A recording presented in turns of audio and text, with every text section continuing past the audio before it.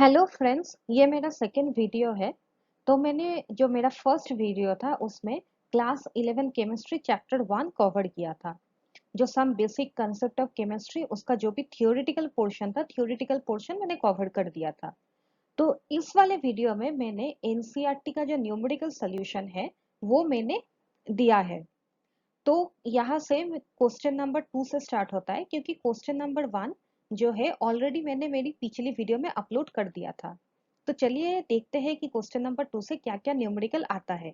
और ये मैं एक बात बता देना चाहती हूँ, जो भी न्यूमेरिकल्स है they are very basic numericals. और इस टाइप का न्यूमेरिकल आएगा ही आएगा, either in your board exam और इन द कॉम्पिटिटिव एग्जाम। और अगर ये सारे न्यूमेरिकल कॉन्सेप्ट आपका क्लियर हो गया तो एडवांस लेवल का जो है वो भी आप बहुत आसानी से कर पाएंगे। ठीक है, तो चलिए आगे देखते हैं।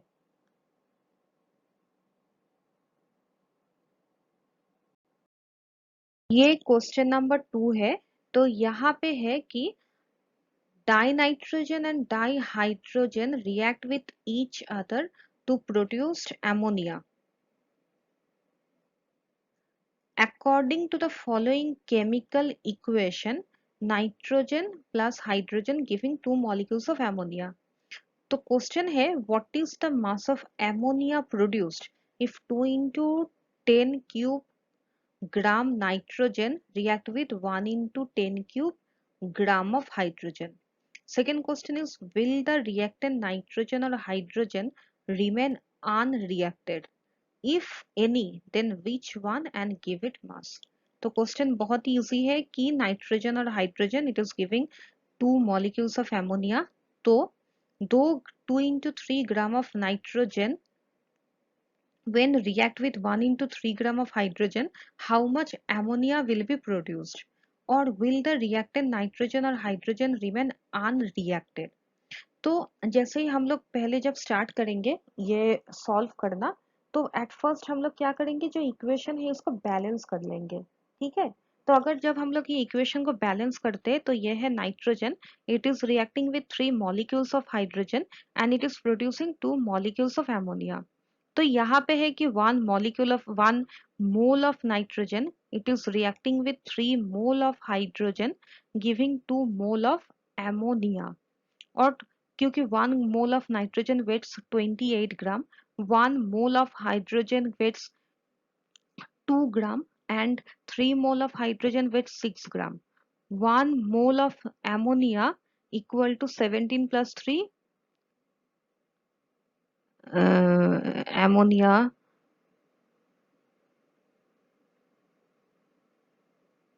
13 plus 3, sorry, I'm extremely sorry.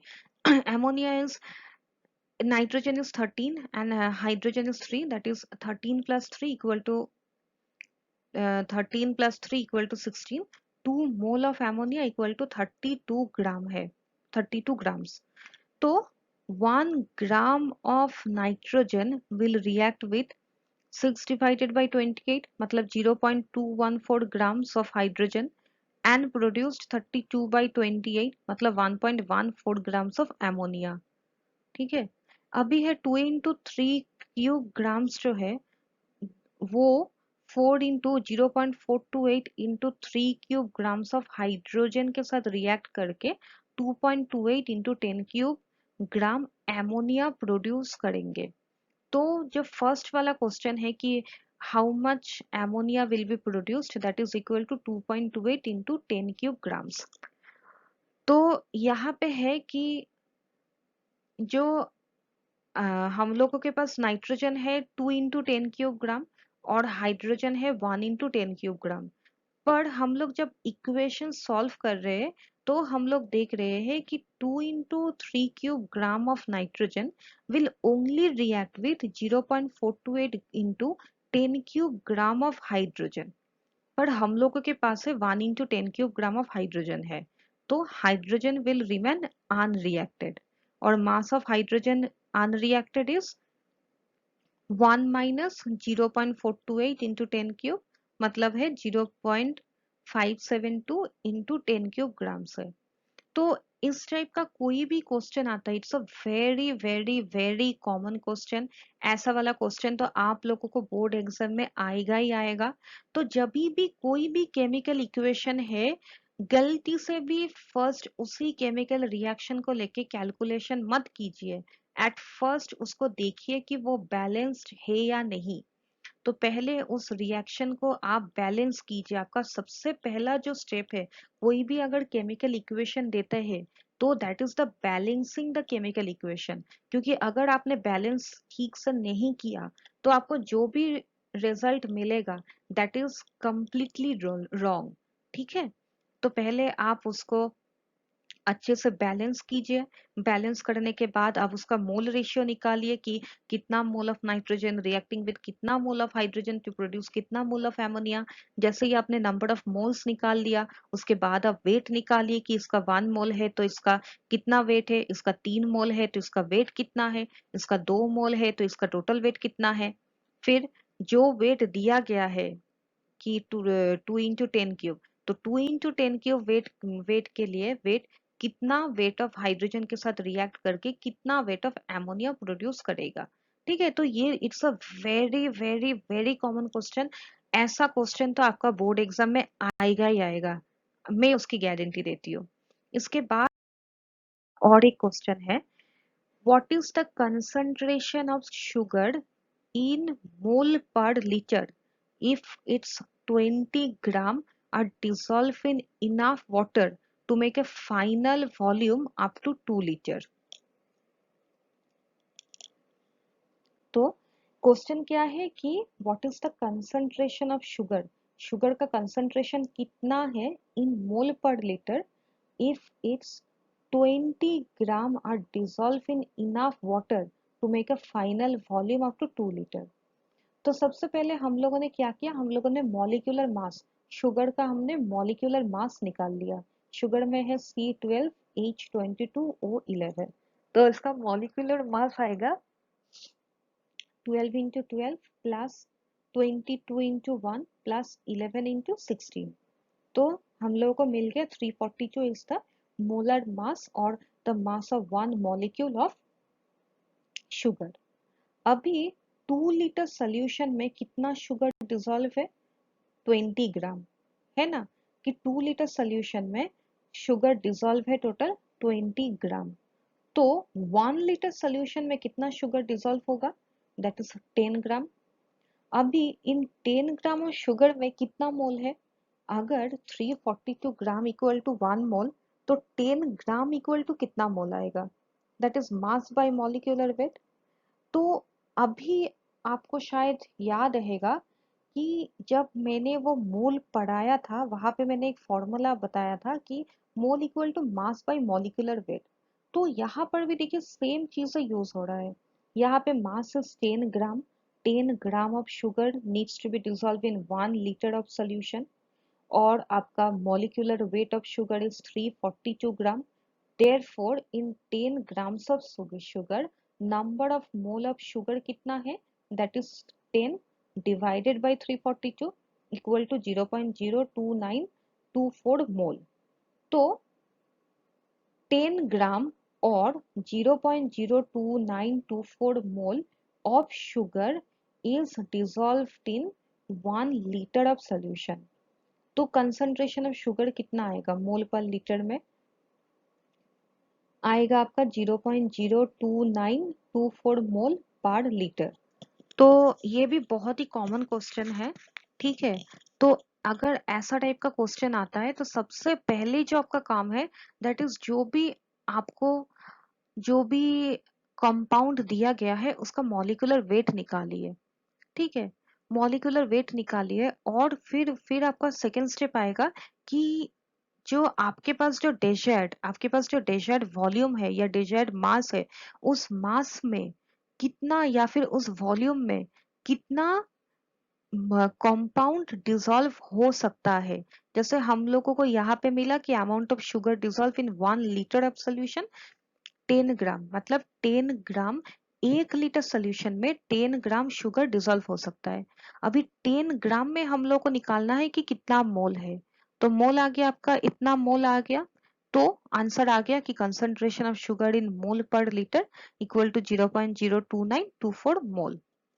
Second एक क्वेश्चन है, if the density of methanol is 0.793 kg per liter, what is the volume needed for making 2.5 liter of its 0.25 m solution?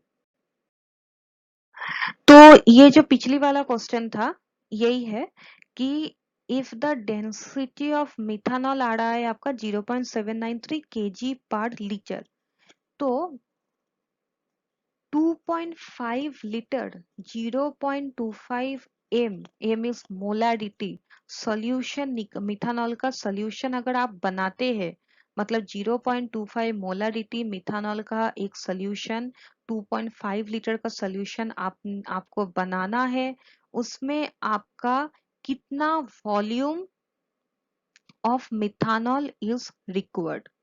ठीक है, तो molarity equal to number of mole of solute by 1 liter of solution, है ना। 0.25 m molarity means 0.25 mole of methanol present in 1 liter of solution, है ना, as per the formula or as per the definition कि 0.25 mole of methanol is present in 1 liter of solution. In 2.5 liter solution of 0.25 मोल, तो कितना mole of methanol लगेगा? अगर 1 litre solution में 0.25 moles है, तो 2.5 लीटर सोल्यूशन में कितना मोल रहेगा? मोल रहेगा 0.25 इंटू 2.5, तो रहता है 0.625 मोल।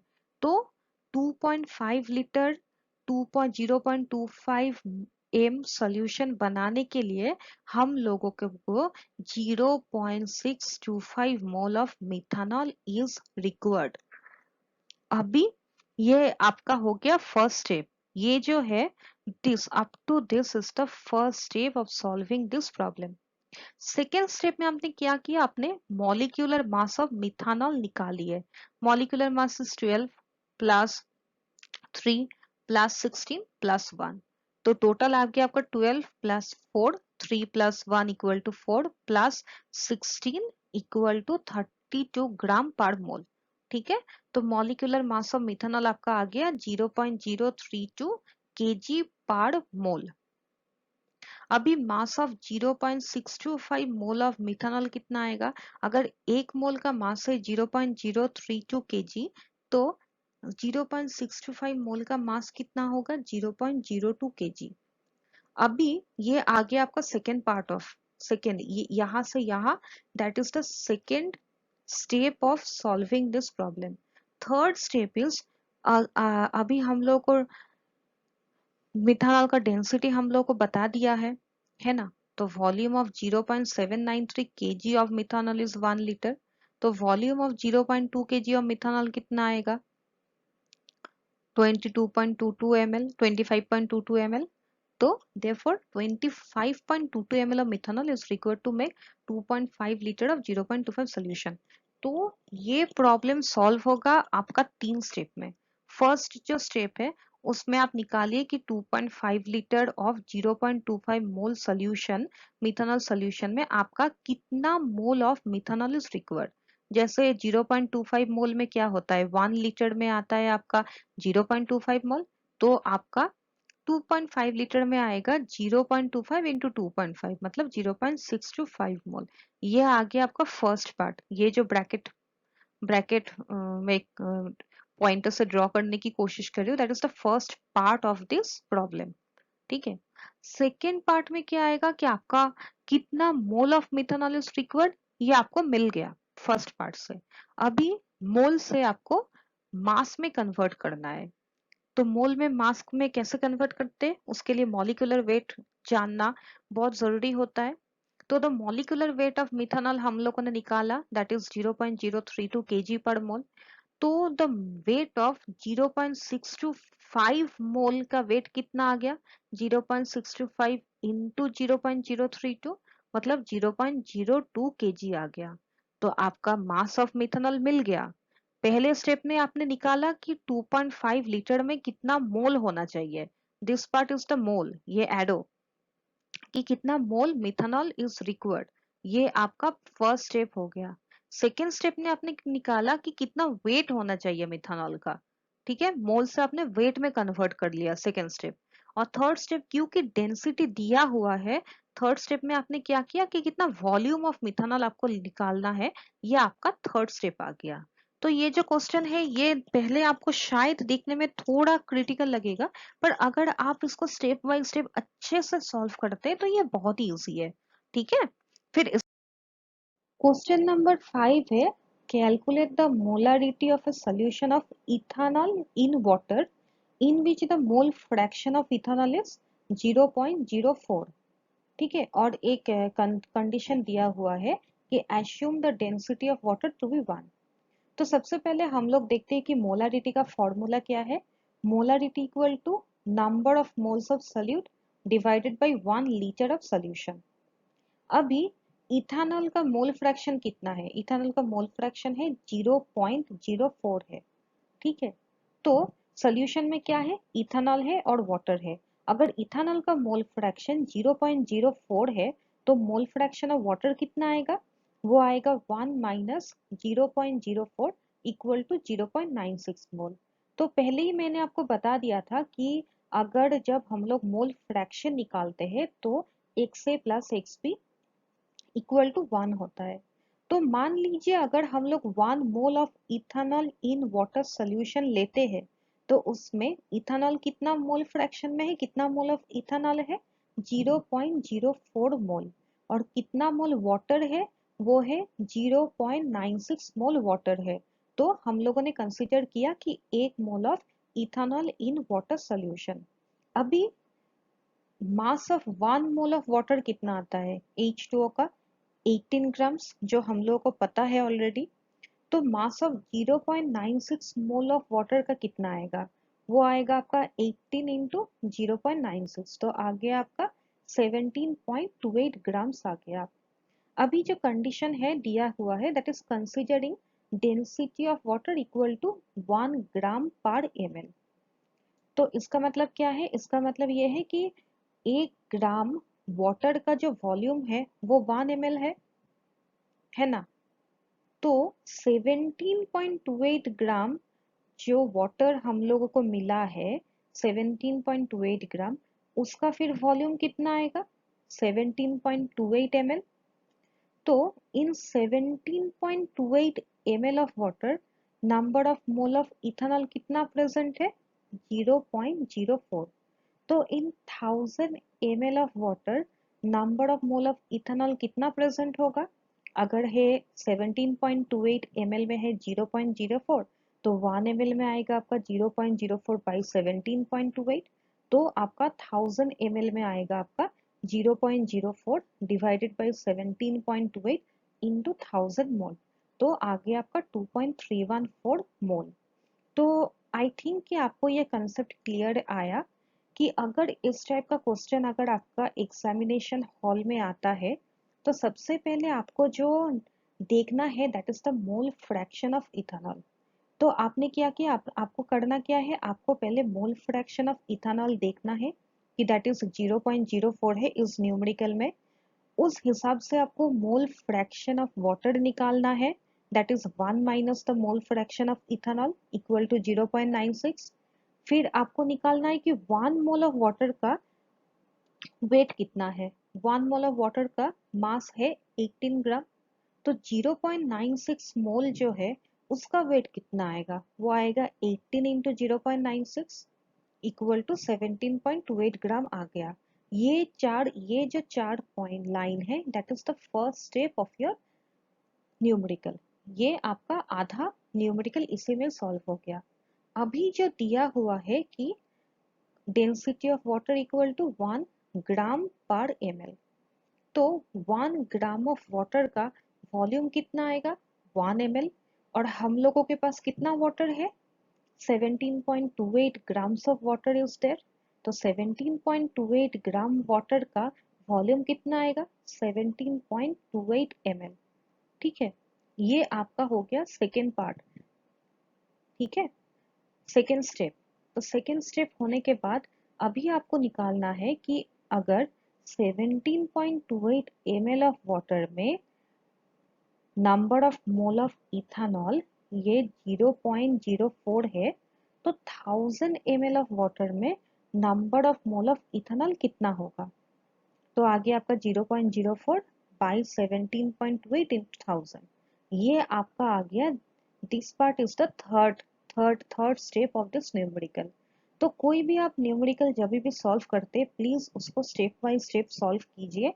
तो और एक स्टेप को क्यों कर रहे हैं, कैसे कर रहे हैं, अगर कुछ भी वैल्यू हम लोग चेंज कर देते हैं तो वो कैसे हम लोगों को डिनोट करना है, कैसे न्यूमेरिकल सॉल्व करना है, वो आसानी से आपको समझ में आ जाएगा। अभी है न्यूमेरिकल नंबर 6। न्यूमेरिकल 6 का क्या है कि calcium carbonate react with aqueous HCl to give CaCl2 and carbon dioxide. According to the reaction, CaCO3 plus 2HCl gives CaCl2 plus carbon dioxide plus H2O. तो what mass of calcium carbonate is required to react completely with 25 ml of 0.75 molarity HCl? तो आपको बहुत कुछ दिया हुआ है। इस problem थोड़ा सा कॉम्प्लिकेटेड है प्रीवियस प्रॉब्लम से। इसमें क्या है कि CaCO3 रिएक्ट करेगा 25 ml 0.75 मोलारिटी HCl सॉल्यूशन के साथ। तो अभी सबसे पहले हम लोग देख लेते हैं कि 1 मोल ऑफ HCl का मास कितना होता है। मास इसका आता है हाइड्रोजन का 1, क्लोरीन का आता है 35.5, तो टोटल आ गया आपका 36.5 ग्राम। अभी जो दिया हुआ है न्यूमेरिकल में दैट इज 0.7 मोलारिटी HCl। तो इन 0.75 मोलारिटी HCl सॉल्यूशन, इसका मतलब क्या हो गया? इसका मतलब हुआ कि 0.75 mole of HCl present in 1 litre और 1000 ml सॉल्यूशन। ठीक है, तो इन 1000 ml solution amount of HCl present कितना है? वो है 0.75 मोल। और अगर हम लोग उसको मास में कन्वर्ट करते हैं तो आ गया आपका 0.75 इंटू 36.5 ग्राम, तो आ गया आपका 27.375 ग्राम। तो हम लोगों ने पहले क्या किया, हम लोगों ने देखा, जैसे ही देखा कि 0.75 m HCl सॉल्यूशन है, इसका मतलब तुरंत हम लोगों को दिमाग में आ गया कि अगर 1 लीटर सॉल्यूशन है, 1 लीटर सॉल्यूशन में 0.75 मोल HCl प्रेजेंट है, तो अगर 1 लीटर सॉल्यूशन में 0.75 मोल है तो मास कितना आएगा? वो आएगा आपका 0.75 इंटू 36.5, तो आ गया आपका 27.375 ग्राम। ये आ गया आपका 1000 ml सॉल्यूशन में HCl प्रेजेंट आ गया आपका 27.375 ग्राम। अभी हम लोगों को क्या दिया है? हम लोगों को दिया है कि CaCO3 will react with 25 ml of 0.75 m HCl। तो हम लोगों को अभी तक मिल गया कि 1000 ml सॉल्यूशन में HCl है 27.375 ग्राम।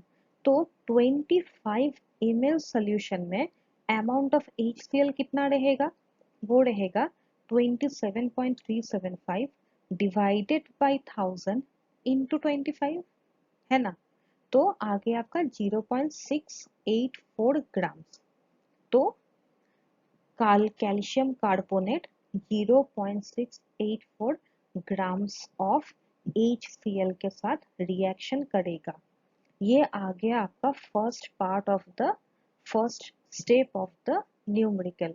फर्स्ट स्टेप में हम लोगों ने ये निकाला है कि कितना ग्राम ऑफ HCl है हम लोगों के पास, जिसके साथ CaCO3 विल रिएक्ट।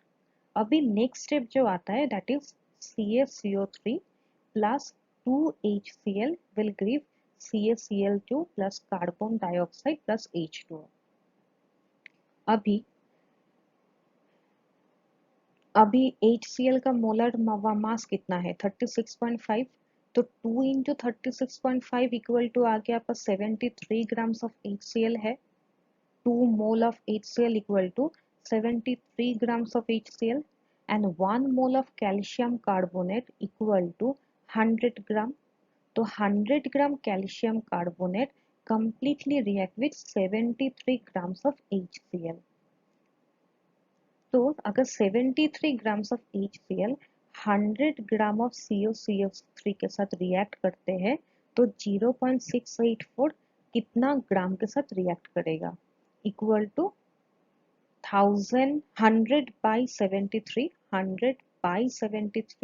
इंटू 0.684 तो आ गया आपका 0.94 ग्राम्स ऑफ CaCO3। तो देखिए जैसे ही इस टाइप का न्यूमेरिकल अगर आपके एग्जाम में आता है तो आपका जो फर्स्ट स्टेप रहेगा that is to solve this part कि अगर मोलारिटी है तो उसको मास में कन्वर्ट करना पड़ेगा।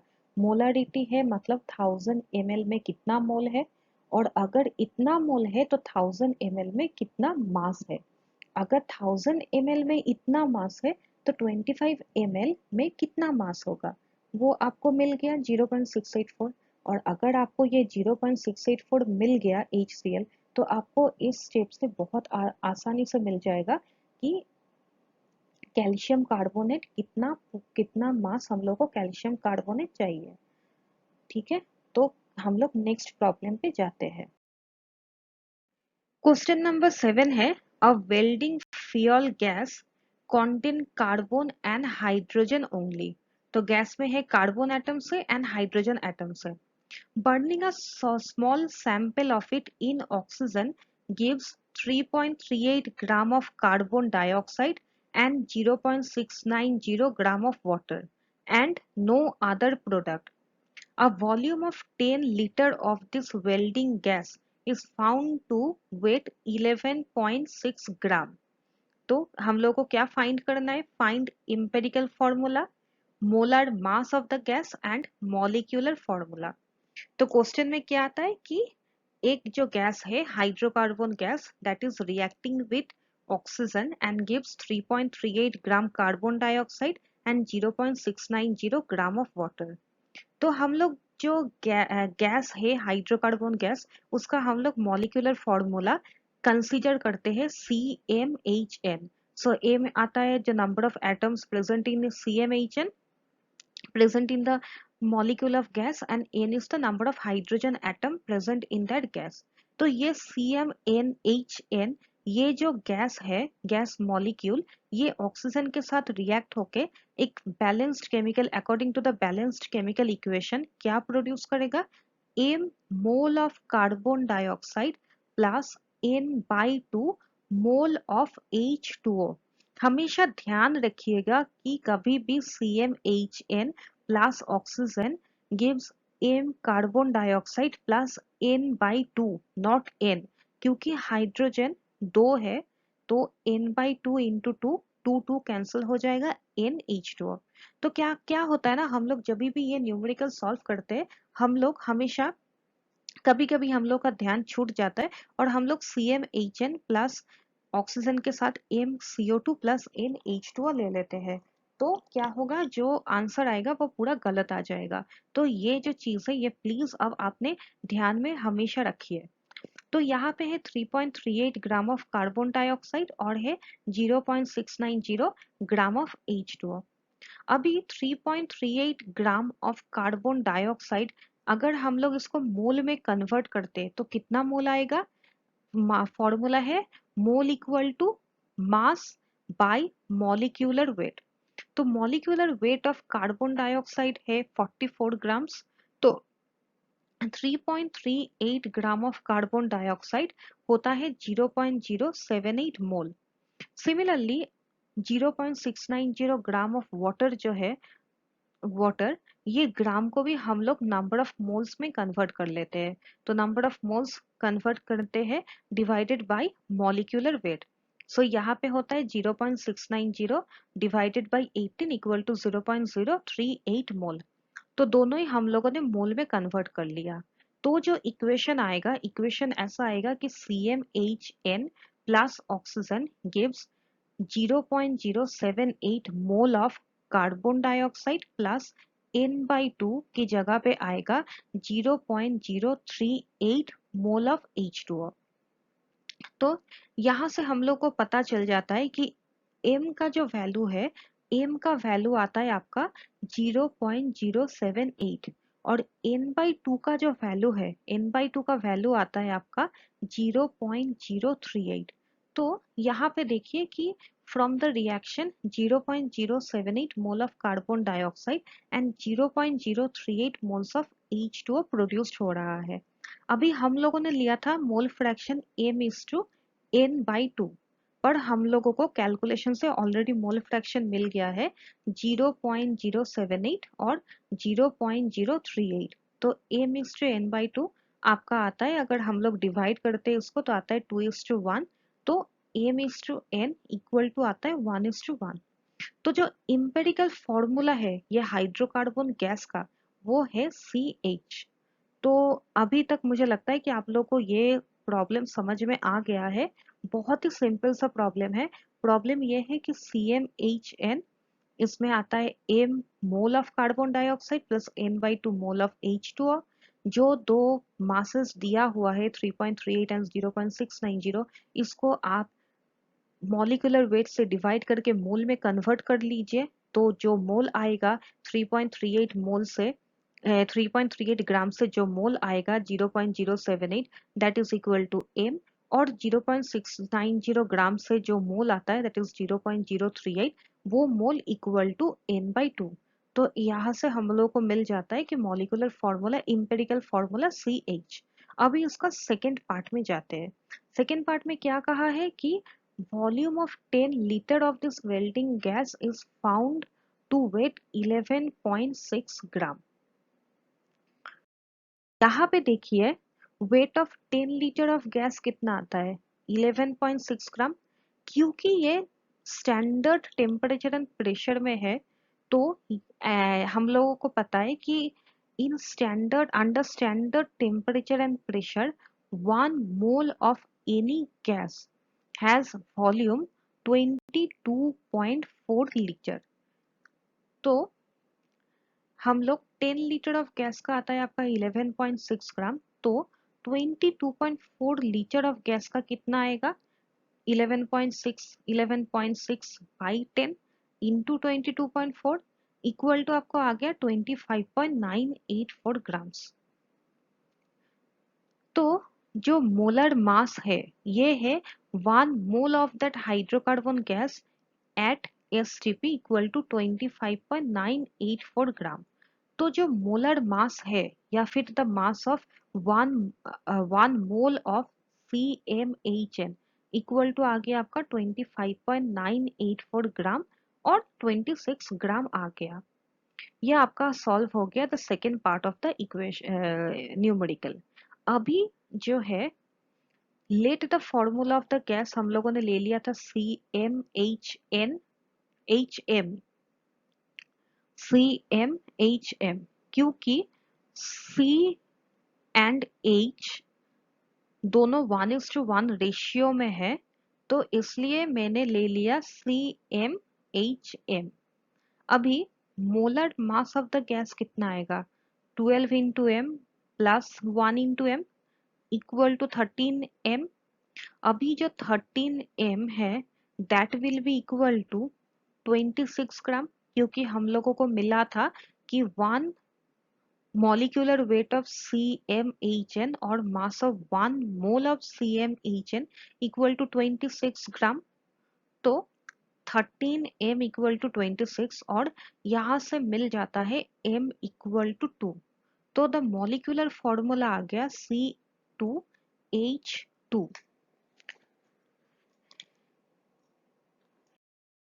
अभी हम लोग देखेंगे कि why volume of 1 mole of any gas at STP is 22.4 liter। अभी हम लोग को पता है from the ideal gas equation that is PV equal to nRT, जहाँ पे P equal to pressure, V equal to volume occupied by that gas, N equal to number of mole present, R equal to the gas constant and T is the temperature in absolute temperature Kelvin scale में। तो V equal to आ रहा है nRT by P। अभी जो standard temperature and pressure में pressure कितना आता है 1 atm, 1 atmospheric pressure. Gas constant equal to 0.082057 atm पर मोल पर केल्विन, और टेम्परेचर आता है आपका 273.15 kelvin.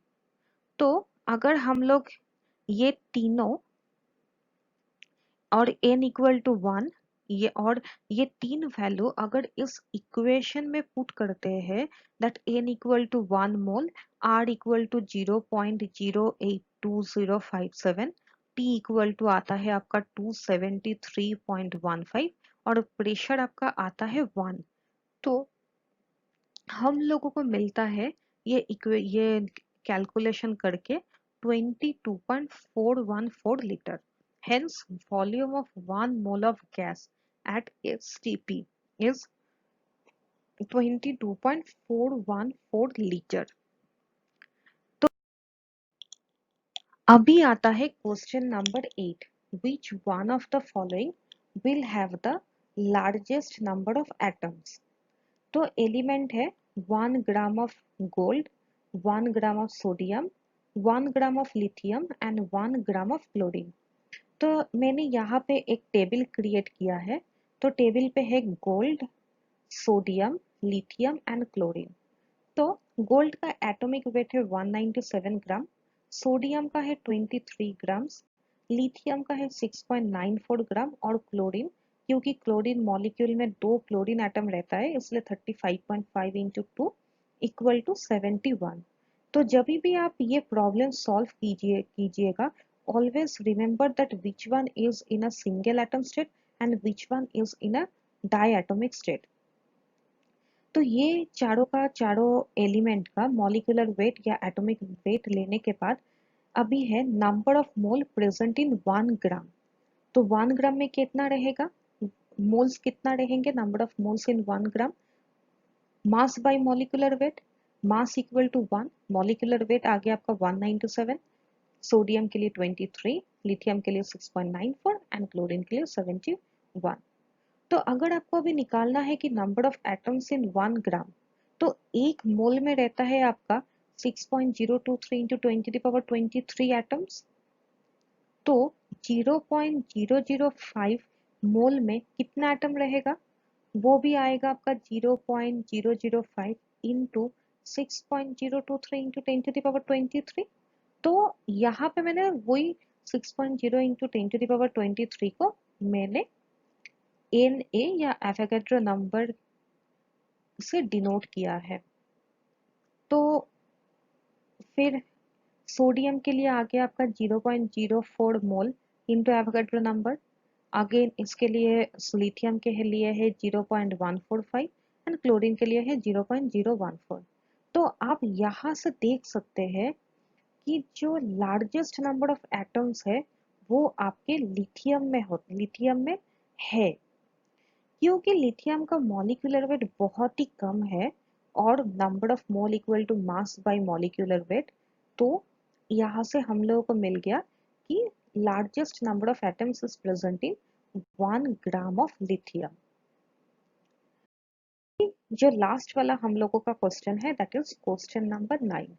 Calculate the concentration of nitric acid in mole per litre in a sample which has a density 1.41 gram per ml and the mass percent of nitric acid in it being 69%। तो क्या निकालना है हम लोगों को, concentration of nitric acid in mole per litre. Mole per litre, तो मोल per litre क्या होता है, दैट इज मोलारिटी। ठीक है। तो जब भी ऐसा टाइप का क्वेश्चन आता है, यहाँ पे तो लिख दिया है कि मोल पर लीटर, क्वेश्चन के टाइम मोल पर लीटर की जगह मोलारिटी टर्म भी यूज हो सकता है। तो अगर आप लोग मोलारिटी वर्ड देखते हैं क्वेश्चन में, so don't get nervous, only convert that molarity into mole per litre. In a sample density कितना है 1.41 gram per ml and the mass percent of nitric acid in it being 69%। तो हम लोग ये problem solve करते हैं। तो हम लोगों का पहला स्टेप क्या है? तो मैंने पहला स्टेप किया कि मोलर मास ऑफ HNO3 और molecular weight of nitric acid हम लोगों ने निकाली। नाइट्रिक एसिड का रहता है हाइड्रोजन के लिए 1, नाइट्रोजन के लिए 13 एंड ऑक्सीजन के लिए 16 इंटू 3 इक्वल टू टोटल आ गया आपका 63। सो मॉलिक्यूलर वेट ऑफ HNO3 आपका आ गया 63। फिर दिखा है कि mass percentage of nitric acid in the sample कितना है 69%। तो अगर हम लोग 100 ग्राम ऑफ HNO3 सॉल्यूशन लेते हैं, तो 100 ग्राम ऑफ HNO3 सॉल्यूशन में कितना मास ऑफ HNO3 एसिड रहेगा? That is 69 gram in 100 gram of HNO3 solution. तो एक सॉल्यूशन है जो 100 ग्राम का है, 100 ग्राम सॉल्यूशन में HNO3 है 69 ग्राम। तो number of moles of HNO3 इन 100 ग्राम, अगर 69 ग्राम HNO3 है 100 ग्राम सॉल्यूशन में, तो उसका मोल कितना आएगा? मोल आएगा 69 बाई 63 इक्वल टू 1.095 मोल। अभी volume of 100 gram nitric acid solution का वॉल्यूम कितना है? डेंसिटी तो दिया गया है 1.41 ग्राम पर ml। तो वॉल्यूम आपका आ गया 100 डिवाइडेड बाई 1.41, मतलब volume equal to mass by density. Mass considering as 100 gram and density is 1.41 gram per ml। तो यहाँ से हम लोगों को मिलता है 70.92 ml और आगे आपका 70.92 into 10 to the power -3 litre. तो कंसंट्रेशन ऑफ नाइट्रिक एसिड कितना रहेगा? तो अगर 70.90 into 10 to the power -3 litre में 1.095 मोल्स रहे, तो 1000 ml में कितना होगा? 1.095 divided by 70.92 into 10 to the power -3। तो आगे आपका 15.44 मोल पर लीटर। तो अगर इस टाइप का क्वेश्चन आपको दिया गया है, तो सबसे पहले आपको निकालना है कि molecular weight of nitric acid, उसके बाद आपका है कि mass percentage of nitric acid in the sample. Mass percentage जैसे ही आपको मिल गया, तो आपको मास से मोलर परसेंटेज निकालना है। So the molar percentage is 69 by 63 equal to 1.095 mole percentage. तो वॉल्यूम अगर आप 100 ग्राम HNO3 सॉल्यूशन इक्वल टू आपको मिल गया 70.92 into 10 to the power -3 litre. तो concentration of nitric acid in mole per litre में आपको मिल गया 1.095 divided by 70.92 into 10 to the power -3। तो आ गया आपका 15.44 मोल पर लीटर। तो ये हम लोगों का लास्ट क्वेश्चन था, लास्ट न्यूमेरिकल था इस सेट का। तो मैं और भी वीडियोस अपलोड करूंगी specially with the numerical solution of NCERT. तो जस्ट मुझे बताइए कि आप लोगों को मेरा वीडियो समझ में आ रहा कि नहीं, या फिर अगर नहीं समझ में आ रहा है please do ask me question and मैं और भी ट्राई करूंगी और अच्छे से आप लोगों को क्लैरिफाई करने की कि क्यों होता है, कैसा होता है। एंड तो तब तक के लिए यही मेरा एंड है फॉर चैप्टर 1। तो चैप्टर 2 का वीडियो मेरा नेक्स्ट वीडियो होगा। तो चलिए, थैंक यू।